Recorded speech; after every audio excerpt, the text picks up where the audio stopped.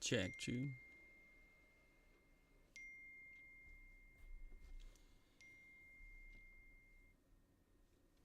Hello. All right, I think I'm on. Appreciate you waiting, and we got a lot to talk about here. I was just trying to get some information piled up here because so much is happening here very, very quickly outside. Perhaps if you live over in Buffalo, as you can see right here, big changes are about to occur. It was something that was sort of setting up as the week went along, but now it's really starting to look more and more like it's going to materialize very, very quickly across the region. Also, we got so many alerts here at the moment. We got winter weather alerts that are in effect all across portions of the upper Midwest. They go all the way down to winter weather advisories there in Denver, Colorado, as we go through the rest of this evening as well, and up through portions of Montana, North and South Dakota as well. Even on the east side of Lake Michigan, we've got some big snows that are about to take place there. Winter storm warnings that are in effect on Superior, the same thing, just off to the north as you get back over there into and around the eastern side of Minnesota, or into that area there, into the northern sections, if you will, of Wisconsin, where you're going to see some of the heavy stuff too. Notice everything is in the northern latitudes here tonight, and it's all of the frozen variety. So super duper amount of stuff that we'll be talking about as we move through time here. Brett Adair is en route, believe it or not, to the Buffalo area. He'll have some more information there from the east side of Lake Erie, Lake Michigan, Lake Superior. We'll have reports all across the area as we go through and into the day for tomorrow. So, Melissa, you are the first. Thank you so much for watching. Really, really appreciate it. And if we can help you out with information, I'll try to answer your questions for tonight. No, I did not shave. Yes, I should have. My tanner doesn't look well when I don't shave like that because that's not really gray, but nonetheless, pretty much what we're looking for. Thank you, Anthony. Thank you all. Jeremy from Kansas. It's Jerome from Kansas, and that's pretty much what it's looking at. Thank you, Sharon Kaiser. I really, really appreciate that. All the information that you're giving us here. Katie Cameron, how's it looking for Watertown? Oh my goodness. Are you living in Watertown? We're going to check that out in just a couple of minutes. I can show you what's happening. Some of the videos that I got, or live pictures I got tonight from Elkhart there in Indiana. That's a train track, and I've seen the train moving several times. It was beautiful a while ago when the snow was falling pretty heavily there, and then sort of ended in a short amount of time. Duluth, it's still snowing up there as well. I've seen snowfall off and on. I want to show you this. This is this is out there. Lake Superior is out into the background, but this is the canal that goes back into the harbor there. Was that like a fish or something? What is that keeps coming up on the bottom right hand side of the screen? And that's gone. What in the world is that? What is that? Anyway, one of my first live shots ever for Weather Nation. I should have pulled it. This is the lighthouse out there. See this barge? That's actually some sort of monument that they have there. The bottom left-hand side of the picture. It's 29 degrees there, by the way, at the moment. They got about 4 or 5 inches of snow already on the ground. My first live shot was right there on that barge. I sat on that barge during a huge event, 60-mile-per-hour winds. And what in the world is that right there that keeps coming up? Is that like, is that like Ogopogo? That is strange. Watch it keep coming up to the top. Is that the light? Is that something? I don't know, but it's freaking me out. Anyway, one of the cameras that we'll be checking out off and on as we go through the rest of this evening, Notre Dame. This camera is now unavailable. You see, it was snowing there on the campus there at Notre Dame just a little bit earlier outside of Fort Wayne. We had some of the heavier snow off and on that we've been watching there into the area over the past couple of hours. One of my favorite cameras of all time is the Gaylord camera. This is out of Gaylord, Michigan. Yeah, I'm watching. Can you restart it there for me? Because oftentimes there's deer. Let me back this up, and I think I can force it to show us what is going on here, because I love this camera. There's often deer in this camera, and I want to be showing it to you from time to time here. I went to black, but give it just 1 second. This is from EarthCam, by the way. I'm not watching a commercial EarthCam, not for this. So I want to go back to the lighthouse here really quick. This is out at the end of the lighthouse, actually, that is out at the end of that little area that I showed you where there is snow that is falling there from time to time. I've seen it off and on the camera here as we've gone through the last couple of hours. And So once again, that's what's happening there in that region, and there will be more. But the Gaylord camera that I was telling you about in Gaylord, Michigan, that's going to be an area that we'll be watching as we move through the next little while. And certainly what we'll be trying. Now, Brett's going to be manning our chat here for the next few minutes. This is the Gaylord, Michigan camera. Don't start over, please. Gaylord, Michigan, where it's 25 degrees right now. You see there's a duck, and it's like, yeah, you can see it. It's into the 20s here. A lot of times there's deer. There's something right over there with eyeballs that's shining on through. And there's something standing right there, I think, back behind the snowman. Might be a deer or something. Anyway, we're going to be watching all of our cameras for tonight. Thank you very much for that as well. And pretty much what we'll be looking at as we move through the next couple of hours here is the changing weather. The weather's going to be changing quite rapidly all across this region as we work our way through the rest of the evening and into the, well, the overnight for tonight. So we're going to be watching all of this. There are so many different watches and warnings that are in effect now across the area, and we'll certainly be paying attention to that. Hold on one second. I'm going to get ready to have Brett pop up here very shortly. Let me see. I got to do this, Brett. BRET. And move that over to there. I'm sorry. Should have had this done a little bit earlier. And let me just customize this. Copy the link, and I'm going to paste it to him very, very quickly because Brett is at the airport headed to Buffalo. So he'll be giving us some information time to time that we can go to. I'm going to send him a different link so he can toss this into me. Brett. BRET. I apologize. Let me do this so we can get the great one on with us. Brett, I sent you a new link. I don't know if you're watching, but I sent you a new link to call into, if you will, sir. I really, really appreciate it, and I'll be watching out for you. So let's get into it right now. The lake effect snow is going to be a doozy here coming up on the eastern side of all of the Great Lakes, by the way. It's going to be on the eastern side of the lake, so that means eastern side of Michigan, Lake Michigan, on that other side over there, the Grand Rapids side, and that goes all the way up to the northern part of Lake Michigan as well, so we'll be watching out for that. Let me just show you here what we're looking at, and this is the satellite imagery from the day today. I want to start out from scratch to show you what we're looking at, which is basically the fact that we have that subtropical jet that's very, very active. Check out all this moisture coming across the Baja at the moment, coming through southern Texas, and then working its way all the way up to New England. So there's an infinite amount of moisture there on the south side of this. But what we're looking at is the big swirl. I should be over at the Chroma key so I can show you, but the big swirl is right there around the northern part of what is, the top part of the mitten there, if you will, in Michigan. So what we're looking at is that low pressure that'll start to move off to the east, and that's going to bring a fetch out of the northwest. Now, it's going to shift a little bit, and I want to show you the arrows indicating where we have winds right now coming in along the southern part of the jet stream. That's some of the moisture, but that's not where this system is getting its moisture from. This is going to be created out of the lakes themselves, the warm water temperatures there into the lakes, and we'll look at our buoy data here in just a couple of minutes. Now, let me just show you what we're looking at. First of all is this is the model, one of the models that we're looking at here, and I think this is going to be the NAM model. Let me see if I can get rid of my face here to make sure of what I'm talking about. This is one of the models here. This is the National Blend, the NBM, the National Blend of models, actually.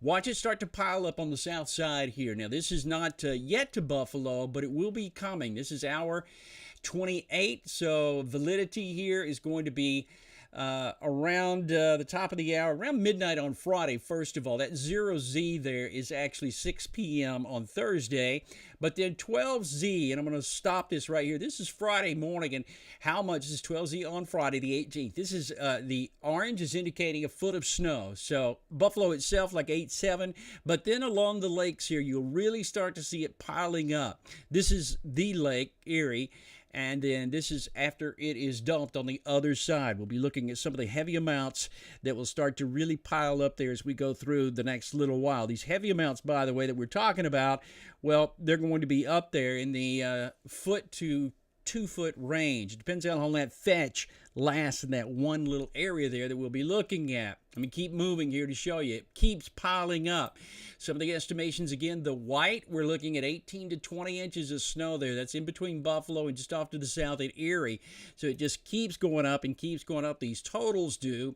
Again, all the way into Friday night. This is, it's midnight. It's early on Sunday.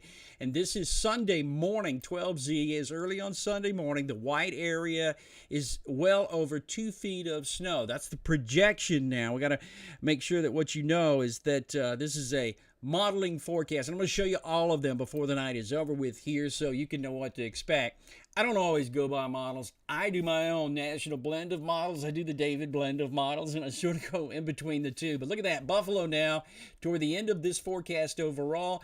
This is by noon. 18Z Sunday is noontime. 26 to 25 inches on that eastern side. The fetch just keeps on coming through that area, and you'll see that again momentarily as we move along. Now, right now, the winter alerts that we have, look how numerous they are all across the northern half of the country. There are many of them, and like I said, they go down into central Colorado. They're looking for 2 to 4, maybe even an isolated 6 there during the day tomorrow as this whole thing kicks off. We got a little bit of light rain across the Gulf Coast. And I want to talk about this. Pause this for a second, Dave, because I still want to look at what's happening here with this because, and I got to get rid of my big face here. This is basically what we're looking at is the likelihood of having some tremendous amounts of snowfall. And I want to show you some of the folks from the National Weather Service offices and what they have to say. This is from Grand Rapids in Michigan on the east side of Lake Michigan. And they're worried about some of the icy roads for the night tonight. Got 20 showing up across the area. Cadillac at about 24 degrees and even colder at a few isolated locations. This is coming up for the remainder of the forecast. Now, it's a multi-day lake effect snow. They're talking about accumulations 8 to 12 inches in Grand Rapids, Kalamazoo down to St. Joseph. That's a foot of snow. Muskegon and Ludington to the north. And some of the totals already that they have had have been in the 3 to 4 range as they've gone through the last couple of days. The Big Rapids area, Kalamazoo had an inch and a half. Not much going on there as far as those totals go just yet. But as they look ahead out of the Grand Rapids office, look at the snowflakes here each and every day. Thursday, Friday, Saturday, and Sunday, there is snow in that forecast. Temperatures plummeting. It's not going to melt anytime soon at all. So that's there on the eastern side of the Great Lakes of Lake Michigan, if you will. The radar update from Detroit a couple of hours ago showing some of that beginning to pick up. They're talking about the heavy lake effect snow that'll continue there, but even some of it ends up coming all the way across the state to the Detroit side as the motion from Ann Arbor and in Detroit is such that they'll keep that machine going at the moment. Now, the graphic cast out of Indiana, this is going to be showing us snow not expected to cause problems on the road surfaces, at least initially here in northern Indiana, but that may change as we move through time because it looks like officially, as we get on down the road, some of that's at least going to make it to Muncie over to Crawfordsville into that region too. Out of the Indianapolis office here, a little bit of snow tonight, Thursday night, and then much colder. They'll be into the teens on Friday night and through the day on Saturday there into Indianapolis and beyond. Much of this is going to remain cold across the upper Midwest into the Great Lakes and back over into the northeastern United States. Northwestern Indiana, yeah, just north of Valparaiso. We're looking at that region to have quite a bit of snowfall. Burst of heavy wind-driven snow in northern Porter County. Accumulations on roads for sure. I-94 is what we're looking at in particular here. I-80 just down to the south, but 94, which is a little bit closer. Periods of heavy snowfall through the night tonight and the early part of the day tomorrow. There may be as much as 5 or 6 inches of snowfall now that that fetch has established itself. This from the National Weather Service out of Chicago. So we're watching that closely. Lake effect snow continues on the east side. This is the South Bend, Benton Harbor, South Haven area of southern Michigan. Back over to Plymouth. Some of this is rain, but beginning to change over as we go through the next few hours. Winter storm warnings in effect for these counties that do include South Bend and all points to the north. Then we get up into the northeastern United States. I got several places to show you. These are from the weather offices all across the northeastern United States. Someone mentioned Watertown. I'm sorry. I didn't quite get your name, and I can't follow it here. Hope Brett's talking to you. But the red, if you follow the red all the way over here, that correlates to anywhere from 18 to 30 inches of snow. If you're from Watertown, you know exactly what I'm talking about because sometimes it gets pretty nasty over there. And by the way, I'm sorry I didn't get your name, but if you'll send me pictures for the day tomorrow, I will absolutely show those on the air when we get ready. So getting ready for this whole thing now that we're talking about that's going to be happening as we move through time. Down to Buffalo, still looking at a mess here. Now I want to show you, this is through 7 p.m. Saturday. There's a continuation through Sunday morning, actually. And we'll look at that in the models here in just a few moments. But that's the dark color. That's the 30, 36 or greater than 36. That'll be sitting there on 90 as we move through at end of the day on Sunday. This is a prolonged event. Brett Adair is there with a camera. I saw him, he sent me a picture a while ago. He's in the back seat of a car of an Uber with about 8 people. I don't know how you split that fee, but anyway, that's not his problem. Lake effect snow warning through Thursday is what we're looking at. Some of the advisories here in the purple, those are winter weather advisories, and lake effect snow warnings are in effect from Ashtabula northward and beyond. Check this out. Dunkirk, 18 to 24 inches. The Buffalo area, 30 to 36. I think this is just now updated, but I-90 in particular that goes over to Batavia and then westward and southward to Dunkirk and Ripley. Ripley, that's where you're expecting the worst of this to come on through in the forecast. This is, again, through Saturday afternoon. The changes that occur, I think we already did this one. I was going to update that. We did this one. Now there's a winter weather area here with minor to major impacts and the extremes in purple. And that's extreme for Buffalo southward all the way down almost to Erie, Pennsylvania, where we do have lake effect snow warnings for Erie County. The winter weather advisories are through the rest of this area. My buddy Joey Stevens. Joey's done the weather up there in Erie, Pennsylvania. I know he's not on anymore. I tried to contact him today, though. Joey Stevens is the king of lake effect snows, and I thought I'd have him on the air tonight. But again, this is new information once again from the National Weather Service. Grand Rapids, that's not new. We did that a few moments ago. Snowfall through Thursday. Dunkirk back up. Some of these are just repeats from the National Weather Service offices. This, again, it has a different end time, but that's going to say 36 inches for Buffalo. Watertown at 27. Watertown, oh my goodness, you got to send me video of that because that's some, we'll be looking at, you know, pretty much some of the stuff happening there is going to be strong. Now I want to show you this. This is from the Buff Kit warehouse, by the way. Take you through it hour by hour and just kind of show you here what's happening because each one of these has a different little component to it. This is precipitation type. Actually, this is from 19Z today is when this all started. The model was from 18Z on. 19Z being 1 o'clock Central Time or 1 hour ahead of time is in this column. And then back over here, watch the temperatures fall. This is for Buffalo again. They're saying rain, rain, rain for a little while before the temperatures fall enough. And then the action doesn't, you can see the snowfall total is none here until we get down here to about hour 34, 35. And that's when it begins to hit the fan, if you will. That's going to be at the bottom part of this as we move along. And so there's the heaviest snow begins down here. The LSN logo's over that. But we're really looking at about 33 hours from, so we're looking at about 29 hours from now, which gets us back into the midnight hour from about 8 o'clock on. And we'll just check out the model in totality when we get to that in just a couple of minutes, because that's definitely what we'll be watching. Right now, again, we look at some of the features that we're looking at, and they're just now really beginning to settle in here with a forecast in some of these areas. Back to the west, we'll go first of all to show you.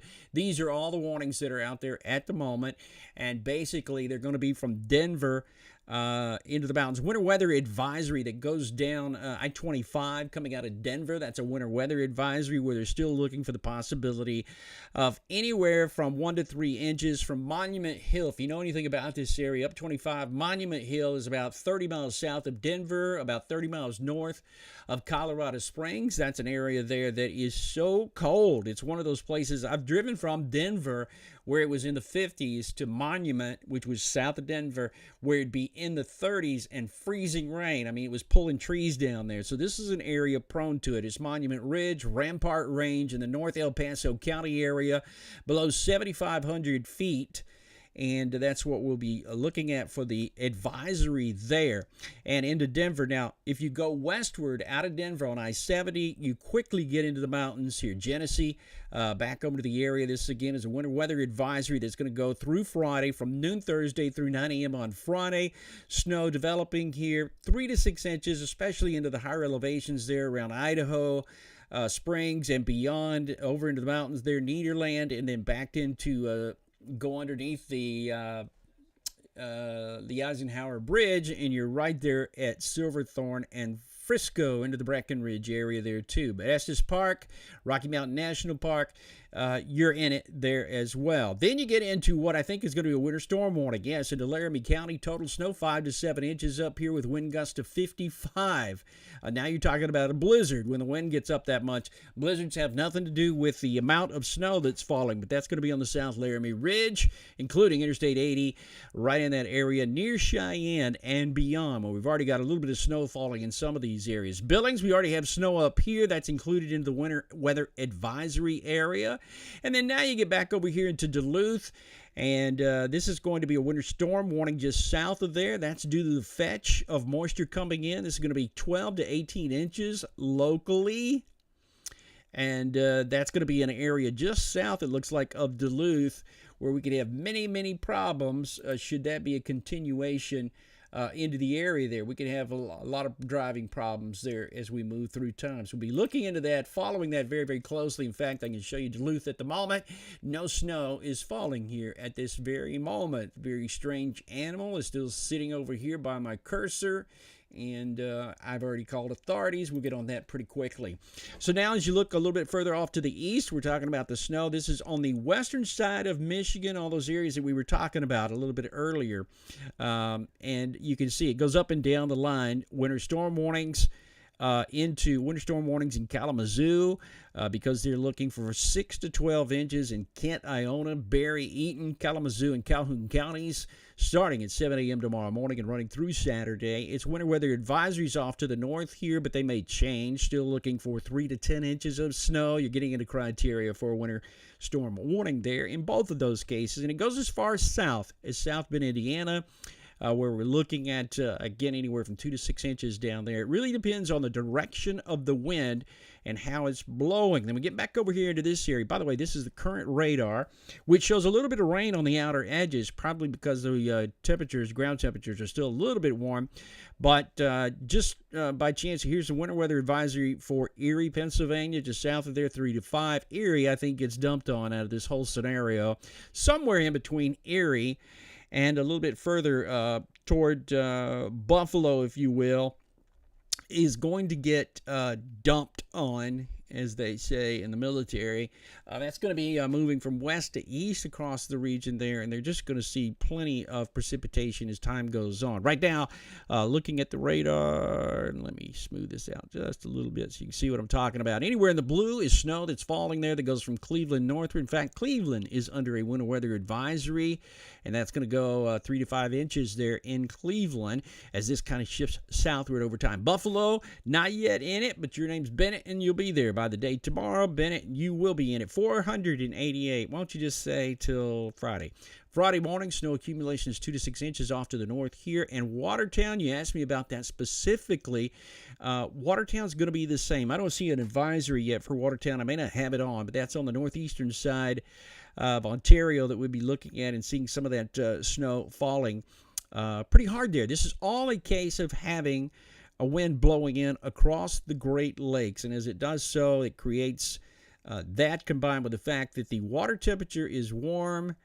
And as the wind comes across the lake like that, it dumps on the other side. You get enough friction, you get enough ability to see the lake effect really turn on, and it will be during the day tomorrow, and especially into tomorrow evening across the eastern side of Lake Erie. We'll see that turn on quite rapidly as we go through the rest of the afternoon. Low pressure off to the north, winds coming in that direction out of the northwest and pushing in around the rest of this system. It's going to be, this is a kind of a no-brainer here, and I failed to mention, although I should, heavy snow continues across northern Maine here, just north of Caribou. They've had rain off and on, and Riviera de Loup, Riviera. Oh, why did I zoom in? Because I can't say any of those. Let's back on out here. Let me get Smithville. Why don't we have a Smithville or something up there right now? Please get in somewhere you can say Syracuse. You're just a little bit out of it right there into Syracuse at the moment, but it's going to get a whole lot better. Looks like things are going to change, and probably you will do that. Let me see if I'll get him taking photos of my kids. If I can get any, I'll be out taking photos of my kids. Katie? Yes, please try to send me those. Are you supposed to get the same amount as Buffalo or less? You know, that's a big... it's hard to say. I mean, I really can't say. Anybody who tells you they can is a big fat liar. It depends on... As one of my colleagues, I wrote her earlier, and I said, how much snow is Cleveland going to get? And she said, it depends on the wind, which I would normally say it depends on the weather. So it's a pretty good answer overall. But, you know, got to kind of look and see when that does happen. Let's go to the models here, because I can tell you a whole lot more about what is happening. In fact, I can go to some of the shorter term models here. I'll go to the NAM 12K and see how much is filled in. This is going to be the 0Z. And right now we have out to 33 hours, so that should be some pretty good help. I got to get rid of these advisories, though, in order to be able to see everything that's ongoing here at this moment. That was not the way to do that. Weather alerts. Let's go back over here quickly to the winter stuff. I'm just going to turn that off for a moment until we get through with all this. So we go to the modeling now, and this is for total precipitation. Let's just do the composite reflectivity. Is there a winter product here? Precip type. Love it. Here you go. And this is, again, I'm using Radar Mega here, which is a fairly new app that is out on the market. And officially, I work for them, so I can't actually, you know, tell you anything other than the fact that that is the case here. I'll get you on in just a second, boo, if you want. You ready to be on?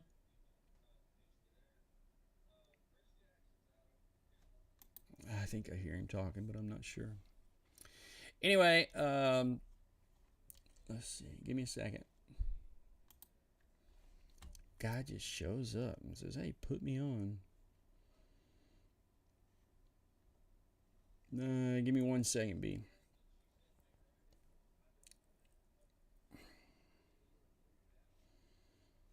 Let's see, where am I going to put him?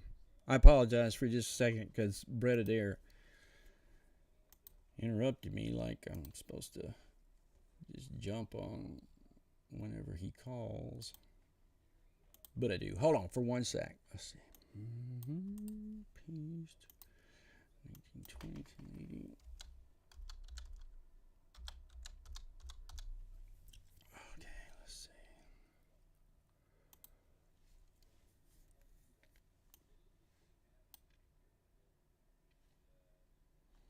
He's gone. Anyway, let me get back to what I was saying here. This is the model. We're going with a model here at the moment, which shows us, again, that we got all this precipitation off to the north. You can see it here roughly from Billings on back over to Bismarck. They've already had a snowfall there, though, so that's not a big deal for them. We really want to focus here where you haven't had much, and as a result, kind of new here. And this is in our forecast as we move through the next couple of days. So we're going to move forward here, and let me just show you. Ryan, you are so right, dude. Anyway, I'm moving through time here. This is going to go up until 1 a.m. And I think you can see that verify down here at the bottom. Let me quickly take you back here for just one moment. And I want to make sure that you can see the data. And pull this up here as well. And I apologize here, but this is going to be valid Wednesday. Let me make it a little bit bigger, and so I can show you this. Let's see, where will I put it? I'll put it up here to show you the validation times.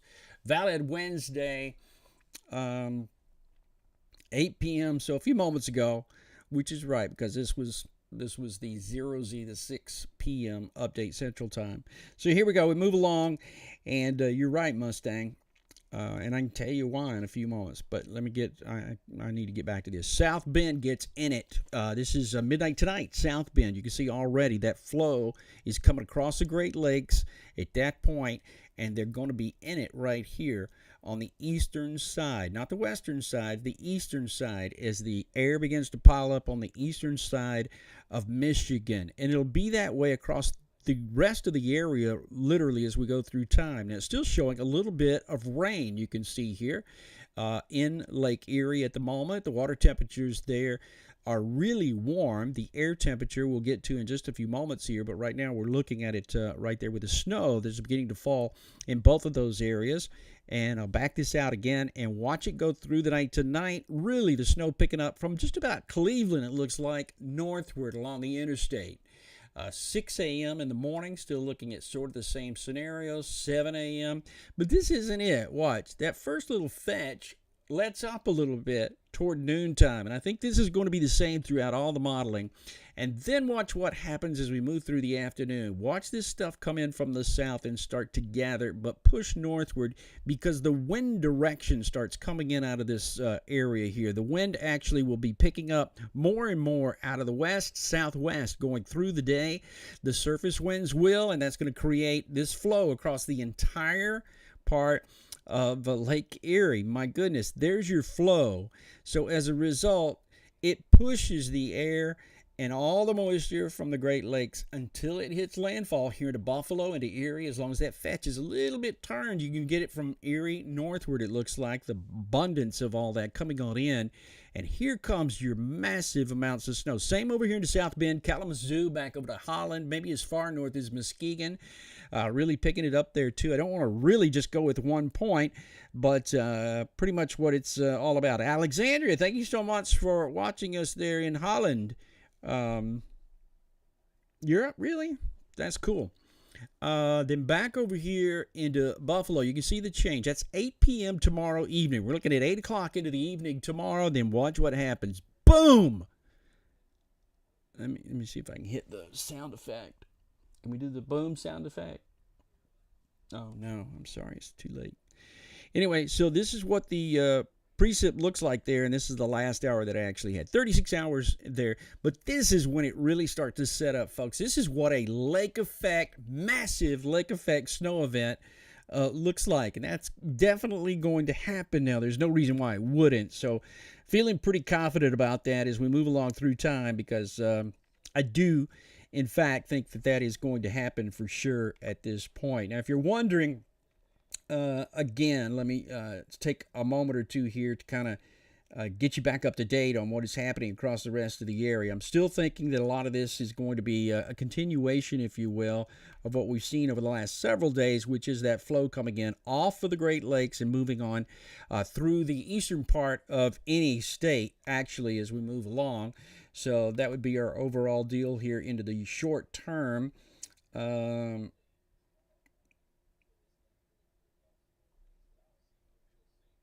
Okay, let me see here. Everything trying to stop on me here all of the sudden.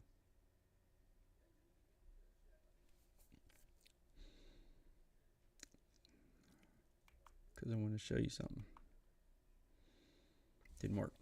Anyway, I'll get it over here in just a couple of seconds. But the bulk of what we're seeing here is all of that precipitation coming on shore there along the interstate, working its way northward, if you will. Cleveland, you're right on the outer edge of all this, I think, as it comes on shore. But nonetheless, you should see plenty of it as well.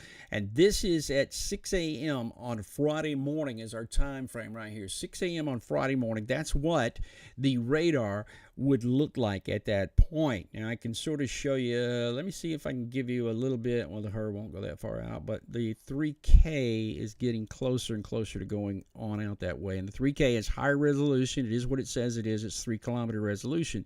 So it's going to be a little bit higher.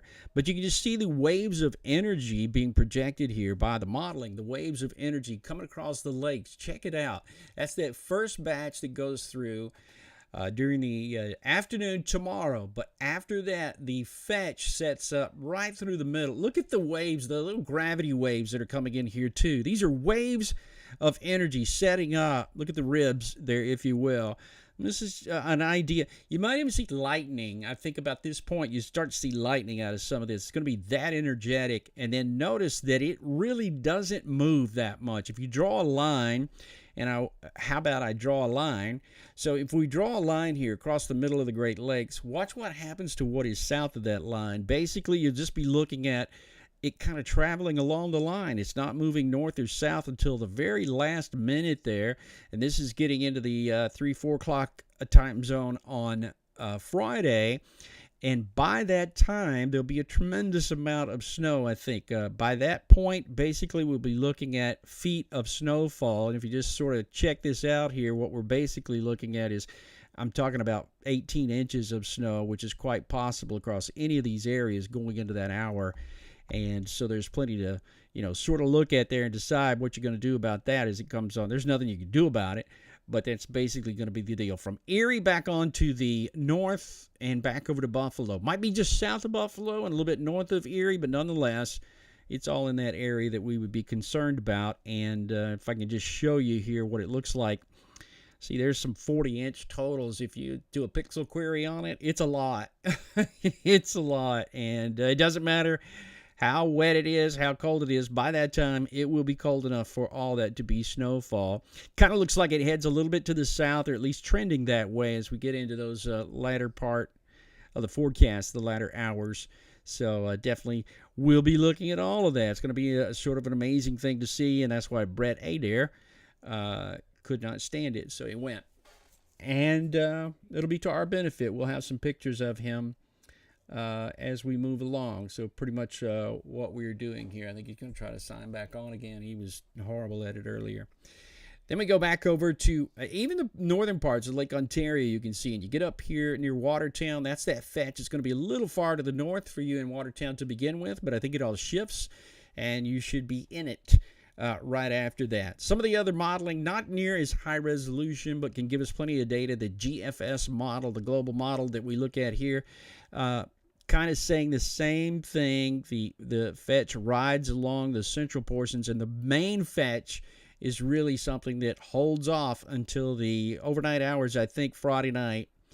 Right here, we're at the 9 p.m. time slot, and that's when the fetch really comes into Buffalo, hot and heavy, and you'll see it right there really start to pick up as we move along and then dash off. Now, having said that, you get into Friday of next week, 222 hours away, sort of get that set up again. It's very cyclical, lake effect snows are, so once they start to happen, they'll often just keep trudging along here. So pretty big deal overall, all across the area for those who haven't seen it. Lake effect snow at this point, but there's plenty of it that will be showing up as we move through the next few hours, so keep that in mind all across the area. I know there's no way you didn't know about this from your local office, so that's good news there too. And again, send me videos or pictures or anything that you can so we can get that message across to everybody else. That would be a great deal if we could do that. And we've gone through pretty much all of that at the moment. Again, some of the cameras that we were looking at, I can show those to you.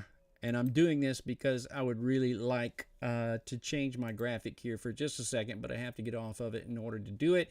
Michigan, this is the snow cam up there. Snowman cam in Gaylord, Michigan. I've been watching this thing for many, many years.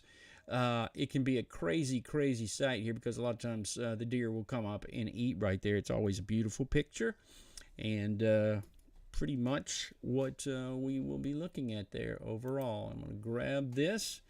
Try to get B back on here once again, see what's happening. Let me do this, Brett, and I'll do that.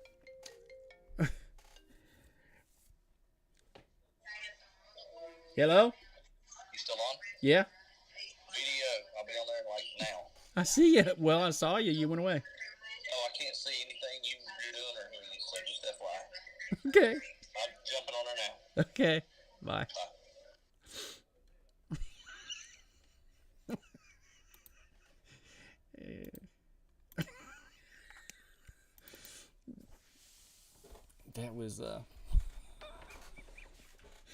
That was Brad, if you didn't hear. He's at the airport.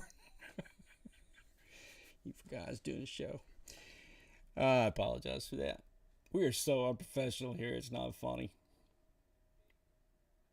Hold on, I got stuff is just crazy. Anyway, where were we? hold on here for just a second.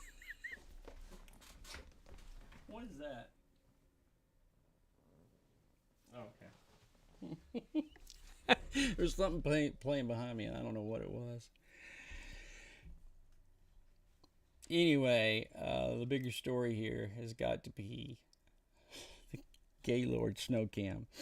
No, I want to show you this. I have to do that first, though, to get off of this picture here. It's an incredible deal that's going on here, because we do have, in fact, a lake effect snow situation that has, you know, kind of really taken over here over the past little while. Why didn't that work? Oh, it did work. So you want to know what a lake effect snow is? Well, let's talk about it here for just a second, because the National Weather Service has a pretty good graphic I can show you here at the moment. Lake effect snow, how does it happen? Well, it's kind of different in different areas here. Let me get rid of a few of these things here that are kind of blocking the image. Oh, I hate directing on the fly, and I apologize for it, because I am no good at it by myself.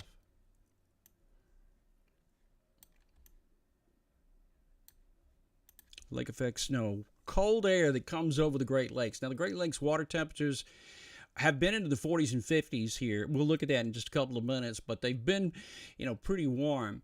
So the cold air that comes across there picks up that warm, moist air out of the actual lake, out of the, you know, Lake Michigan, Lake Ontario, Lake Erie, Lake Superior, picks that up, and when it gets to the other side, it creates these narrow bands of heavy snow that form downwind of the lake, the other side of the Thatcher flow that's coming in and across. That's where they're going to form, and that's what we're seeing now on the eastern side, eastern cities, up into the Great Lakes, all the eastern ones. You'll be seeing most of this precipitation as we move along, especially going to be that way as we get into the day tomorrow. Things are going to get more and more interesting as we go through the day tomorrow, because do in fact have that fetch, that flow that'll be picking up and moving in that general direction more and more as we go through and into the next several hours. I did want to show you what the water temperatures are like, because there's buoy data from up there.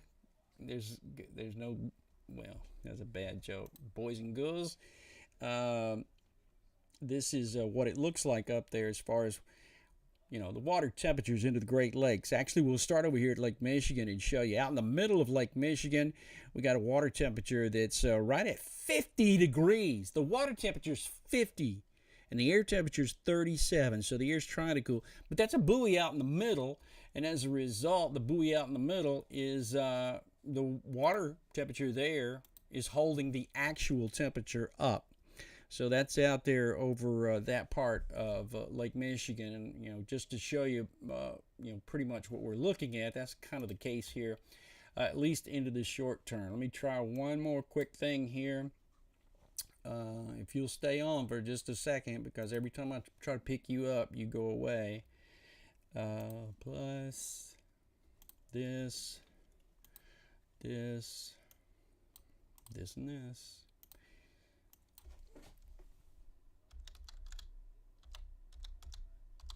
Put him in as a weird size and see what happens.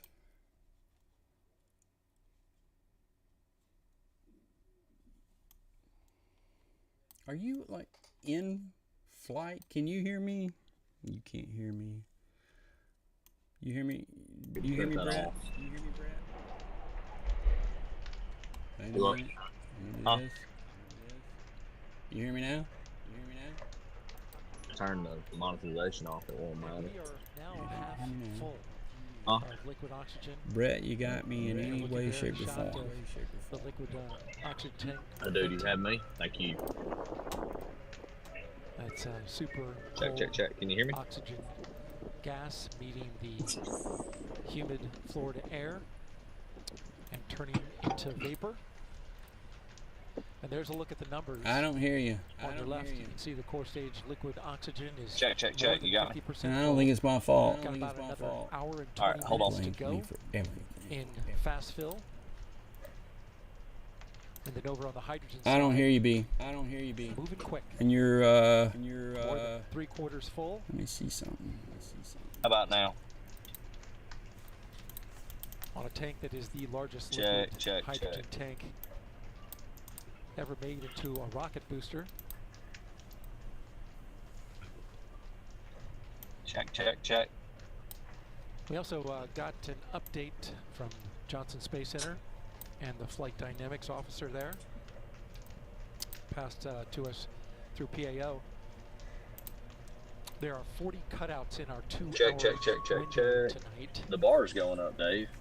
No, I These can are see you. You times look in good. which They're in an airplane. we cannot launch But this rocket. I don't hear you. This is down from the 56 cutouts that were reported just a couple of days ago, but I these think I got numbers everything are on to where I regularly should. crunched and examined, looked at. Do you hear me? Do you hear me now? The cutouts range Don't have you, B. I'm from sorry. a second or two, to about a minute. I'm gonna show what you look like to everybody, because Testing, testing, testing. you're sitting there chewing gum and On looking the like you're happy. 2-hour launch window that What's we have up? that runs What's from up? 1:04 now. a.m. Normally, I don't hear a single thing he says anyway, so we're good there. So I don't hear anything. Brett, I'm sorry, I don't know what's going on here, but I don't have your audio. I apologize. We'll get back to it.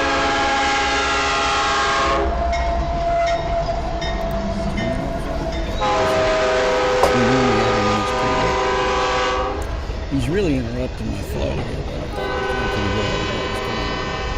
Did he seriously? He just called me back? Check, check, check.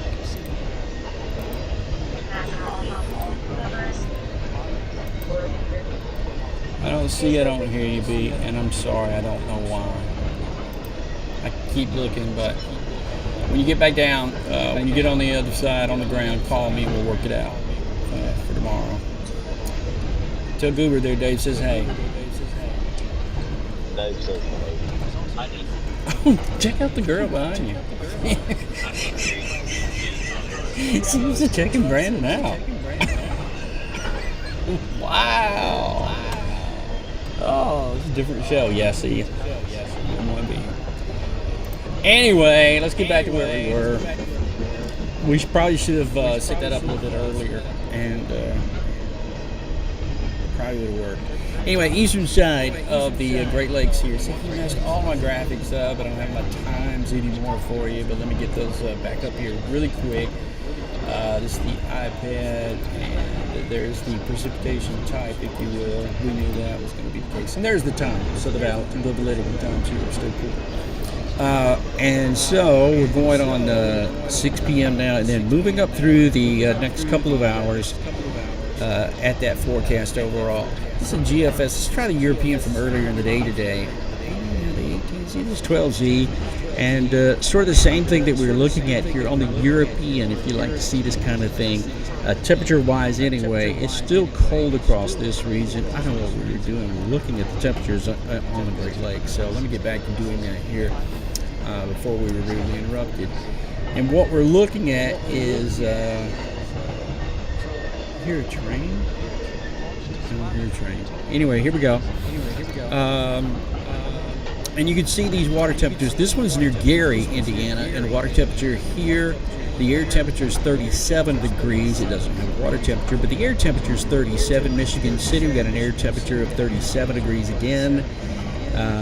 And let's just get one out over the water. So the water temperature is going to be a little bit colder here in all these locations. That's an old water temperature, but it's still 55 degrees, and I think that's going to be from not that long ago, not too many days ago. The one out over the middle of the actual Lake Michigan here, though, tells the story where we do, in fact, have water temperature that's sitting there at almost 50 degrees. It's prime, folks. That's going to be juicy when it comes on shore. That's going to be for everybody from Kalamazoo on across the region there as the temperatures continue to fall. Actually, right now, the warm surface of the water in Lake Erie, Lake Michigan, all of them really is going to be a warming effect. It's going to keep you from actually changing over rapidly in any of those areas. Now, on the western side of Lake Erie, this is going to be very far western side. The water temperature here that we're looking at is sitting around 50 degrees, 49.82. This is a shock. This is going to be a huge shock when this cold air starts coming across there, and the water temperature is right now, we got 9 miles per hour there at Erie. This is just offshore at Erie, but out into the open, Lake Erie, water temperatures 50 degrees is the sea surface temperature there, so amazingly warm. In Buffalo, talking about the same thing here. The water temperatures are super warm, 51 degrees just outside of Buffalo. Again, that'll be a warming effect into the short term. It's going to take a little while for the air temperature to get cold enough in order to cause this to change over, is one of the things that this is saying to me with these really warm temperatures. A little further to the north here, we can show you that we still got 50 degrees for the water temperature. Sometimes lake effect snows go on at 33, 34 into the lake. That's not the case here, and this is just going to be a tremendous amount of moisture that's being picked up across the lake. So pretty much going to be a no-brainer here while this goes on, and certainly going to be the case into the shorter term. Now the new 12 K has pretty much come in here, I think. And let's again just sort of look at what we got as far as precipitation type. That's going to be all of that there into blue is in the form of snow coming on across. And I didn't show you the hours here, but the hours what we're looking at here that will verify is this, and that's the snow is going to be coming in right there. This is where that fetch really sets up, and we're looking at like 3 o'clock into the afternoon, trying to set up, and I think it's going to be, and you can still see out of the middle, it's still projecting. This is high enough resolution for it to project rain, and I think that's going to be the case. Out in the middle, it'll be rain because that water temperature at 50 is radiating upwards, so it's going to take a lot for that column to be below freezing. If you know anything about snowflakes, it's a sad story. Let me just tell you this sad story. Oh, sweet tea. I'm talking super sweet. Sad story. Snowflake. Let's just say this is a cloud. This is a cloud. I'm going to let me do this. This is a cloud. It's not a cloud. It's a post-it thing with some notes on it. Say this is a cloud. Precipitation at the cloud has to start out crystallizing. It has to start out as a snowflake, as a little white snowflake, a dendritic shaped little item. Once it falls throughout its entirety, its whole life, it must remain a snowflake. It can't melt and then turn back into a snowflake. Now, there might be layers in the middle between the bottom of the cloud and the surface of the little snowflake. If it melts at any point, it's no longer capable of being a snowflake. After it melts, its options are I can be a snow grain, grapple, if you will. I can be frozen again and turn into sleet, or really just be a cold rain. A really cold rain, but it can't melt and turn back into snow. So the entire column of air from the lower part of the cloud down to the surface has to remain below 32 degrees in order to maintain a snowflake. Now, when you get these huge snowflakes that are just like this big, those are the ones that have had a transition point where they're close to being just water, period, to raindrops, period. On the radar, we call that bright banding. On the radar believes that big old wet snowflake is an actual water drop, so it makes it look like they're thunderstorms on the radar imagery when you see them. That's as close as we're going to get to having Brett for tonight. It's like a 5-day-old piece of tape. So let me show you this again. Let me see if there's any questions here I can answer, because I'm kind of out of material at this point. But want to answer questions if I can. Let's see. No echo for me. Is there an echo? Super echo stream. You got 2 mics open somewhere. Oh, I do. You're right, because I was trying to bring Brett in. I apologize. I don't think I got it now. I think it was because I.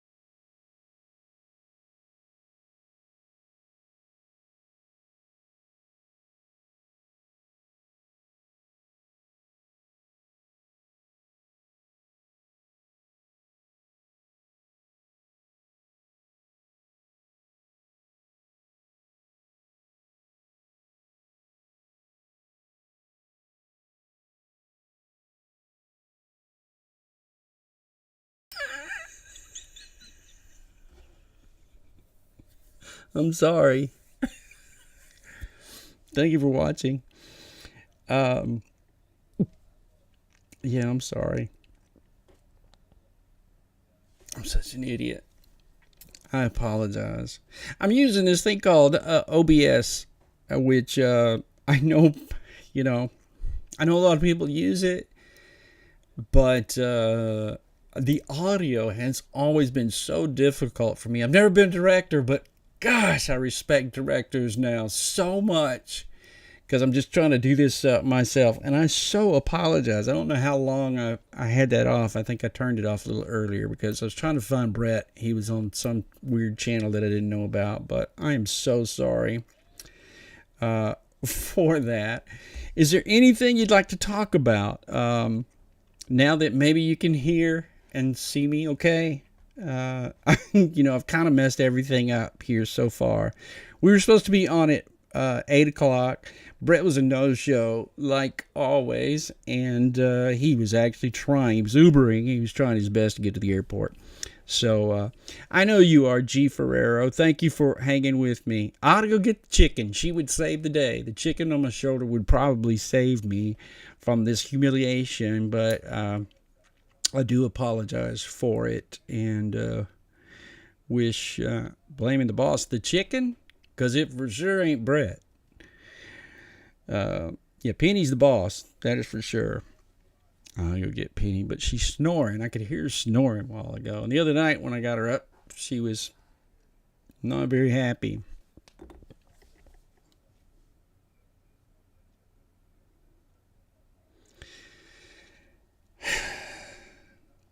Hold on. Hold on, I'll go get her. Are you going to wait for me to go get her? We've got 80 people watching. You think they're going to go if I go get the chicken?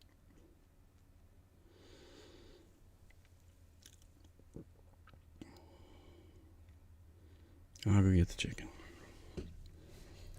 All right, you're going to have to wait a few minutes. I'll have to go get her because she's asleep.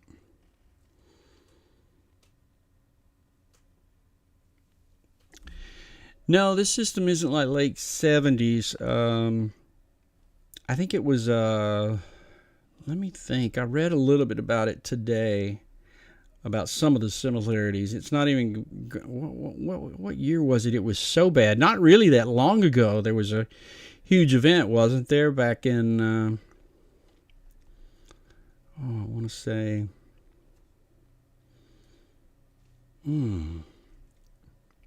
2011? There was a huge event not that long ago that a lot of people were trying to characterize it by, but it's not really going to be that sort of event, I don't think. It doesn't take much. I mean, you're talking about 1.5 to 2 inches per hour at sometimes during some of this. So the case may be actually that if that actually materializes, yeah, it could be, you know, sort of that situation, I guess. But I don't think that's going to materialize as such. I think that's just the far end of the spectrum for something like that to actually happen. But nonetheless, all of it bears watching, and things could change if that fetch stays there, you know, a couple more hours long. Then it could be very similar to some of those from the past. But right now, it doesn't look that way into the short term. What have I got? 2014. That's the event I'm thinking about. 2014. Wasn't that the couple of feet thing that took place? And I remember I was at the Weather Channel. I was on TV at the Weather Channel, and I sort of did that thing. But hold on, let me get the chicken. Just give me a second. I'm going to mute my mic. Can you talk amongst yourselves while I'm gone? Let me put the radar. How about I just put the radar up there? It takes me about 2-3 minutes to go get her. But I will put radar on here, and you can talk amongst yourselves till I get back. I'm going to put winter weather on there, and I'm going to let it rip for, that's not too many times. How about we go out like 30 frames and let this go? You heard a train? I don't know where the train came from. See, we went from 80 to 73 because I said I was going to go get the chicken. Okay, it's 77 again. I'll go get the chicken.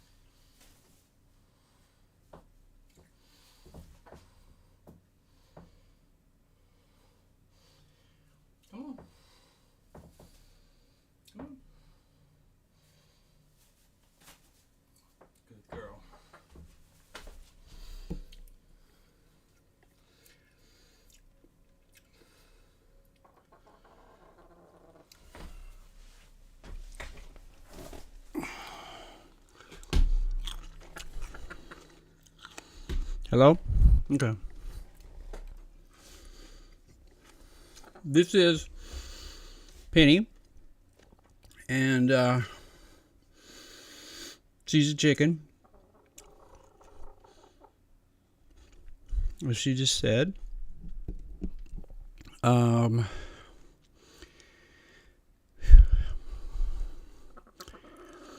was doing the weather for a company. It's a grape. You don't want it? Now you want it? Yeah, that's what I thought. You didn't see her. Hold on. Nobody's seen her yet. I'm sorry. She's a real chicken. Great. You gonna make me eat the top out of it? Hey, you do. Penny. I can't believe she just did that. Oh my God. Just chill. Just chill. That was my finger. Penny.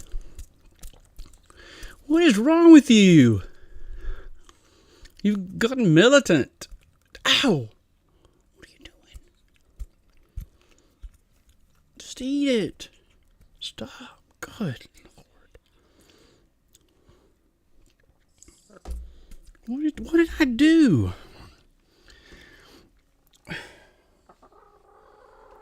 Well, yeah, you knocked them both out. Hold on. I'm gonna pick this up. Stay there. Now come back up. Now you gotta come back up if you want this. I saved this chicken from her name's Penelope. Samuel, let me explain. It's been a bad night. Brett Adair's messed everything up. He's on a flight now trying to get to Buffalo. We'll have lots of video for you tomorrow live from Buffalo. Her name is Penny. And when I was doing the weather, one time I was live up at Monteagle Mountain and it was snowing. And when I looked over, there's nothing else. You knocked it all off. When I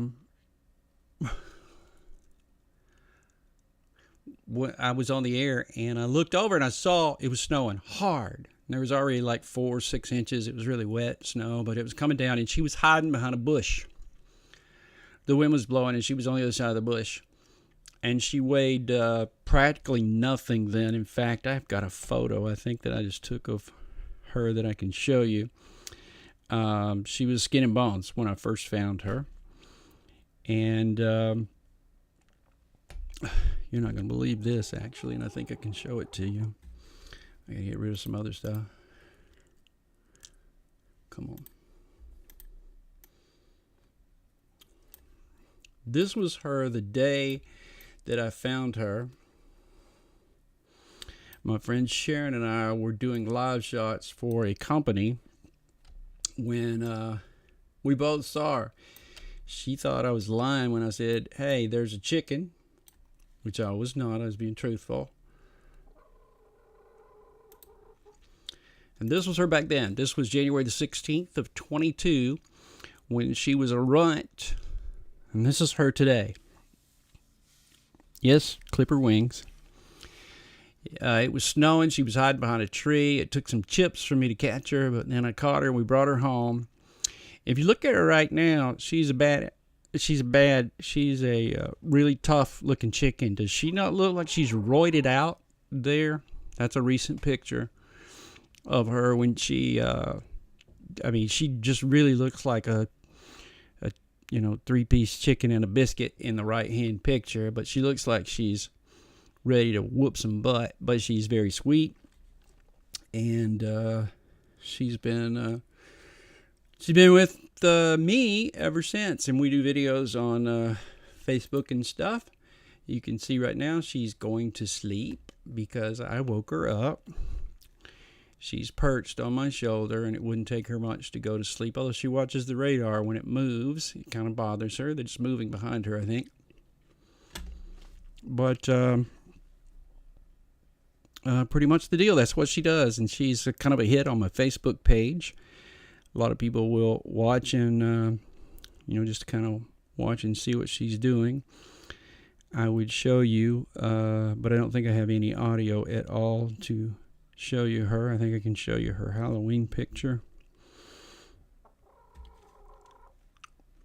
She dressed up for Halloween. And what else? She's just a good chicken. Kind of been like a pet, actually. And the truth of the matter is she's easier to take care of than any pet I know. Because she just kind of does her thing. She just did some of her thing down my back.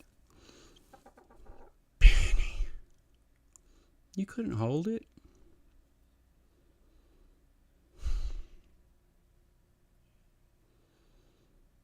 I squeezed her really hard before I brought her up here, too. Oh, Benny. Well, I guess so. You've got to feel better now. And lighter. Anyway. I don't know what that means, but you've just ruined my shirt again. It's like the second time she's ruined a shirt.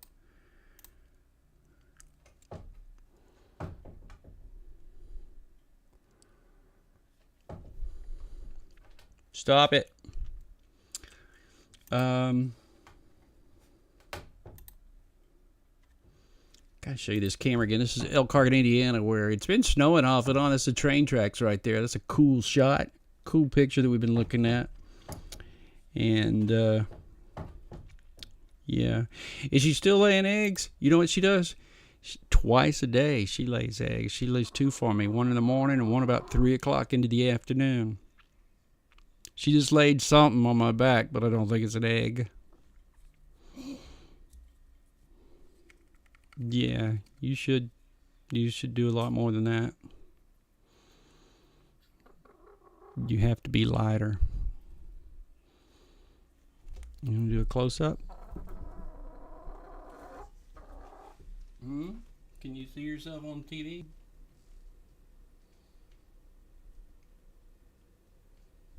Sometimes she will look at herself. Oh my God. I used to do the weather.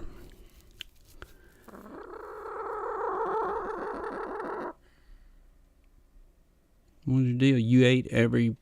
You threw away all the grapes, Goofy.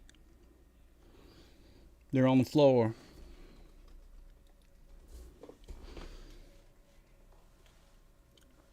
I either just smushed one or that's part of something you left. I don't know. Anyways, nobody's got a question. If I get a hold of her rip. Well, that's not nice.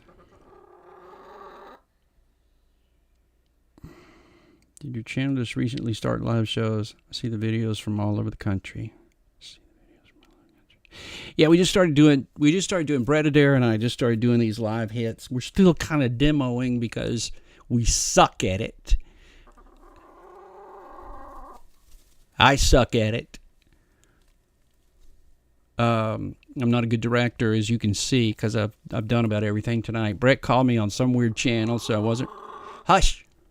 I'm talking. Brett called me on some weird channel for tonight, and I wasn't able to get his audio up, and then I muted my mic, and somebody heard a train. I don't know where the train came from. I don't have a train anywhere around me, so the train thing came from somewhere else, some video from somewhere else. I don't know where, and then there was an echo, and the Grand Canyon camera was on or something. It's been a really bad day, but